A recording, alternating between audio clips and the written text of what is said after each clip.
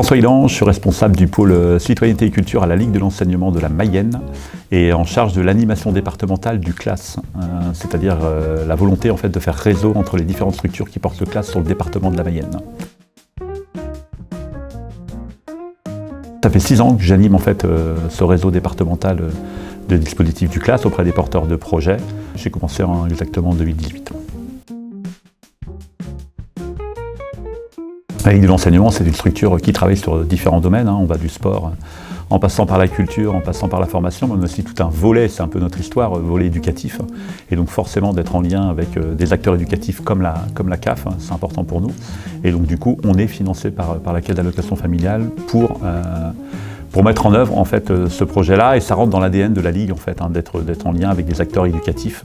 C'est notre ligne directrice, et donc du coup c'est comme ça en fait qu'on a été interpellé qu'on a répondu à un appel à projet de la CAF et qu'on a été choisi pour mener à bien ce projet d'animation départementale du CLAS.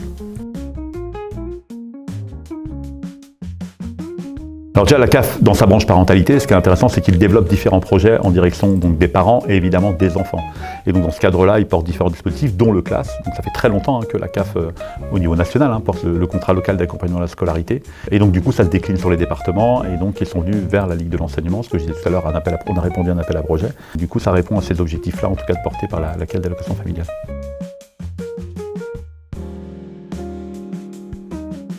Alors nous, l'amélioration du CLAS, elle se fait avec les porteurs de projets. C'est-à-dire que nous, on n'est pas directement sur le terrain avec les enfants, avec les parents, avec les enseignants. C'est pas notre travail. Très clairement, nous, on est pour rencontrer les différents acteurs éducatifs et pour les accompagner dans la démarche CLAS. C'est-à-dire c'est pour faire réseau et c'est pour faire du commun. C'est-à-dire c'est pour travailler ensemble, mettre en place des outils pédagogiques communs et ne pas se retrouver scellé en tant que porteur de projet. C'est-à-dire qu'on a il y a un maillage territorial sur l'ensemble du département puisqu'on a 15 porteurs de projets. Et l'idée, c'est pas que chacun se retrouve dans un coin à apporter son dispositif CLAS. Donc ça, c'est le cas. Ils le portent chacun sur leur territoire avec leur public, mais c'est bien aussi de pouvoir se retrouver à l'échelon départemental et de pouvoir échanger un petit peu sur ses pratiques. Parce que chacun en fait a un regard différent, parce que chaque territoire est forcément différent, et en même temps on travaille quand même sur un dispositif commun. Et donc du coup c'est trouver en tout cas ce qui fait commun ensemble, afin d'améliorer en tout cas le dispositif et que chacun puisse s'y retrouver dans son quotidien en direction des publics. Donc en fait on a vraiment cette mise en musique là des différents acteurs du territoire. Dans un département comme le nôtre, on a cette chance-là, c'est que c'est un petit département, que tout le monde se connaît bien, mais parfois on a quand même tendance à travailler un peu dans son coin, et puis on est aussi happé par notre quotidien. J'étais animateur, en fait on a un peu parfois la tête dans le guidon, et puis on travaille avec ses publics, et puis parfois on n'a pas le temps de relever un petit peu la tête, et puis de se dire tiens, où est-ce que j'en suis par rapport au dispositif, comment je le mène, de la manière dans laquelle je le mène et tout. Et donc c'est intéressant de pouvoir aller se confronter avec d'autres acteurs qui portent les mêmes dispositifs. Et nous, c'est vraiment le rôle qui nous est confié à la Ligue. C'est vraiment de permettre en tout cas que ces acteurs-là se rencontrent sur des temps donnés et puissent échanger. Et après, nous, on les accompagne à créer des outils. Ça va d'une cartographie, ça va d'un site internet, enfin, c'est de multiples choses. En fait, c'est sectorisé en plusieurs temps. On a des temps avec les coordinateurs du CLAS, donc vraiment les gens qui sont sur la coordination des classes, où là, on est plutôt sur un échange par rapport à leur regard de structure, et là, on est plutôt sur des responsables de structure, sur un regard un petit peu qu'ils portent sur le CLAS. Après, on a des réunions d'animateurs, où là, on a un peu plus les mains dans le cambouis, si je peux me permettre l'expression, où là, on est vraiment sur des acteurs qui sont en lien direct avec les publics, avec les enfants, avec les enseignants, avec les parents, et là, du coup, voilà, on échange par rapport à leur... sur la difficulté, mais pas que, par rapport aux opportunités aussi qu'ils ont sur leur territoire. Et puis ça permet aussi d'échanger, de confronter les idées. Et puis après, on a un temps avec les bénévoles, parce qu'il faut savoir aussi que le CLAS est porté par des bénévoles sur les territoires. Il n'y a pas que des animateurs professionnels et diplômés. Et donc, on a aussi des temps instaurés en direction des bénévoles, puisque ce sont des gens qui donnent du temps en fait pour le CLAS, qui donnent du temps en direct avec les enfants, avec les parents. Et donc, on les accompagne un petit peu dans cette démarche-là. Ils se posent parfois des questions pour savoir... ce sont des gens qui sont partis il y a très longtemps, parfois, des retraités, donc ils sont partis de l'école. Donc, on fait des rappels un petit peu sur ce que c'est justement la scolarité, ce qu'on peut voir au sein de l'école, donc on fait intervenir notamment la DSDEN. Et puis après, on est aussi là pour leur donner des clés de compréhension par rapport aux classes, parce que le CLAS a évolué un petit peu, et ça, j'imagine que vous avez pu l'aborder, mais le CLAS, c'était vraiment quelque chose... contrat local d'accompagnement à la scolarité, et n'est plus sur cet accompagnement à la scolarité. On a vraiment fait un virage, on est plutôt dans une approche culturelle qui va permettre les apprentissages.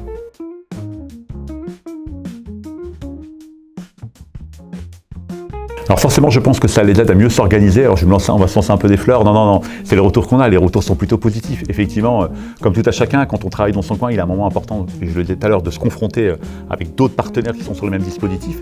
Et pour ça, rien de tel que de partager des moments ensemble. Et donc les retours sont hyper positifs. On a besoin de construire ensemble, on a besoin à un moment de confronter, d'échanger, enfin l'échange de pratiques, c'est essentiel.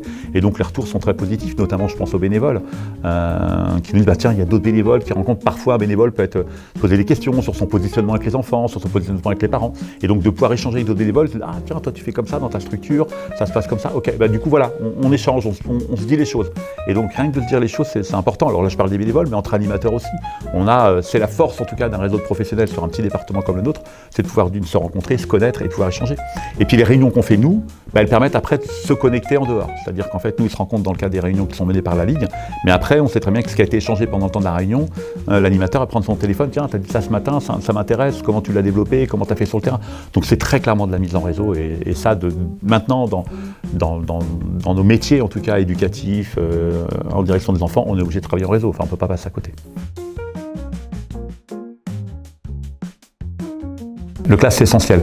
Je vais juste dire une première chose, le class, pour resituer un peu les choses et pour que ça soit assez clair aussi pour tout le monde, c'est que ce n'est pas la classe après la classe. C'est-à-dire qu'en fait, il y a la classe, les enfants sont avec leurs enseignants, ils sortent de l'école et en fait, on ne refait pas la classe dans le cadre du class. On n'est pas à reprendre des leçons, ce n'est pas de l'accompagnement scolaire tel qu'on peut l'entendre pur et dur, où l'enfant va arriver dans le centre social qui l'accompagne dans le cadre du class et on va sortir l'agenda et puis on va faire les leçons. C'est pas ça en fait le class. Le class, c'est bien de travailler les apprentissages autrement, par la pédagogie du détour, de détour notamment. C'est parfois pour des enfants qui seraient bloqués sur des aspects cognitifs, par exemple, on va plutôt travailler sur leur représentation. Je vais prendre un cas concret. Si on fait un gâteau avec des enfants, on va travailler les mathématiques. On va peser la farine, le sucre, on va faire, bah voilà, il faut tant, et donc on va travailler éventuellement les pourcentages, on va travailler par là. Donc c'est aborder les apprentissages qui sont vus à l'école d'une autre manière. Alors on ne fait pas une rupture avec l'école, c'est surtout pas ça. C'est bien une continuité de ce qui est fait à l'école, mais c'est pas l'école. Là, on parle d'enfants, on parle pas d'élèves. On n'est pas dans une posture d'élèves, on est bien dans une posture d'enfants qui sont dans le cadre d'un centre social, ce sont des centres sociaux qui portent en fait le dispositif classe. Et donc on aborde en fait d'une autre manière, et notamment par des activités pédagogiques, que ce soit culturelles, environnementales ou autres. On fait des sorties, une sortie dans un musée, ça va permettre de travailler un petit peu une partie de l'histoire qu'on voit à l'école, l'histoire géo. Enfin voilà, donc tout ça, c'est vraiment de travailler autrement les apprentissages dans un contexte, en tout cas, éducatif, bienveillant. Et notamment où on développe aussi les CPS, les compétences psychosociales, c'est-à-dire qu'on fait très très attention aussi à l'enfant, à sa place dans le groupe, à sa place dans le collectif, à sa place de qui il est, et on développe aussi ses compétences en l'accompagnement, voilà, chacun fait le petit pas ensemble, et c'est ça qui est important. Donc c'est complémentaire de l'école, mais avec une approche différente.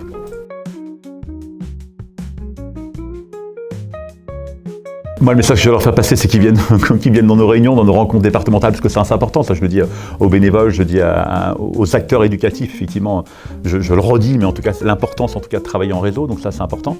Et puis, effectivement, je le dis à des gens qui pourraient éventuellement avoir envie de devenir bénévoles, là, j'ai plutôt axé sur le bénévolat, que c'est un formidable dispositif. En tout cas, si on a du temps à donner, si on a envie d'accompagner les enfants, c'est un dispositif qui est absolument merveilleux, parce que, on le sait, ce sont des enfants qui ont été identifiés par les enseignants.